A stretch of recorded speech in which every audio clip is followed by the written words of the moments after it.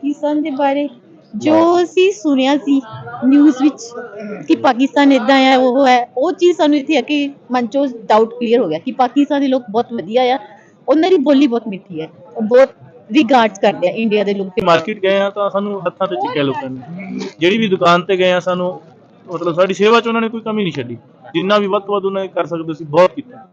ਤੋਂ ਇਹਨਾਂ ਦੀ ਲਾਹੌਰ ਦੀ ਇਹਨਾਂ ਦੀ ਭੈਣ ਹੈ, ਉਹਨਾਂ ਨੇ ਸ਼ਾਪਿੰਗ ਕਰਾਈ ਆ ਤੇ ਅਸੀਂ ਉਹ ਦੇਖਣ ਲੱਗੇ ਆ ਉਹਨਾਂ ਦੀ ਸ਼ਾਪਿੰਗ। ਅਸੀਂ 5-6 ਸੂਟ ਲਿਆਏ ਜੀ, ਕੋਈ 1-2 ਸੂਟ ਸਾਨੂੰ ਉਹਨਾਂ ਨੇ ਗਿਫਟ ਕਰਤੇ ਜੀ। ਤੇ ਜੇ ਵਿੱਚੋਂ ਤੁਹਾਨੂੰ ਕੋਈ ਸ਼ੈ ਪਸੰਦ ਆ ਗਈ ਫਿਰ ਅਸੀਂ ਵੀਰ ਜੀ ਤੋਂ ਲੈ ਲਾਂਗੇ।